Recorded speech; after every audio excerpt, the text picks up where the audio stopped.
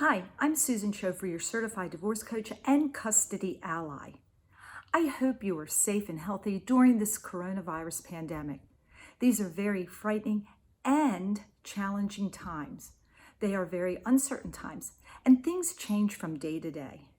I have been receiving so many emails, and there's been a general theme amongst many of them, and that is, do custody orders need to be in place during the coronavirus pandemic?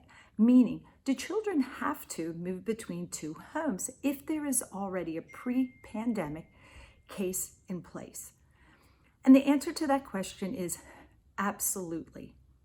As of yesterday, April 6, 2020, most states still had custody arrangements still in place and that they were to be enforced. Now, keep in mind that can always change, and we have to understand that during these uncertain times, there are things that change actually from hour to hour, not even day to day. It just seems like things are consistently changing. But let me touch upon a few things right now so that you can understand how this works. Most people who have shared custody really care about what's in the best interest of the child. And children should still adhere to the custody agreement, as should the parents. Don't mess it up for them.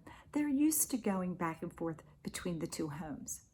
And as long as both parents have no symptoms for 14 days, and anybody who's living with them doesn't show any symptoms for 14 days, and there's no movement of people going in and out of those homes, the children can safely move between the two homes. Now, if one of the parents is working at the front line in hospitals, doctor, physician, physician's assistant, respiratory therapist, even if they're part of the janitorial staff in a hospital that is battling coronavirus right now, you have to think about the safety of those children and the likelihood of that parent possibly bringing the virus into the home. In those instances, it may be a good idea for the children to stay with one parent, and that being the parent who does not work in the healthcare industry.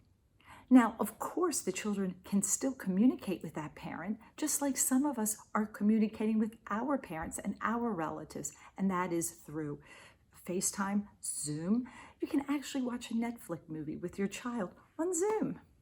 And you can also email, and you pick up the phone and talk to them. So we don't have to isolate our children. We can still be with them if we can't physically be with them. I've even talked to some people who work in the healthcare profession who are in intact relationships, but because of the risk of bringing the virus into their home, they have elected to move their children and their spouses and their partners to other locations so that there's no risk of bringing the virus into their living space. Now, what happens if you are embroiled in a parental alienation scenario where the former spouse is using the pandemic as a way to keep your children from you? That's a whole different story, and that's contemptible. They are in contempt of court. Now, in this uncertain time and with the pandemic surrounding all of us, it's not as easy to get a court date because many courts have actually closed up, or at least closed to the public, so that you can't go in and file a contempt charge right now. Or some of them have hotlines, but those hotlines are really for coronavirus issues, and or some of them may even have these hotlines where you can actually write to them through email. So it's sort of like a hotline. They call it a hotline. And there's also portals in some jurisdictions where you can still file suit during these challenging times. I can't speak for every jurisdiction, so you have to check yours. But keeping a child from a parent just because they feel like it is not okay.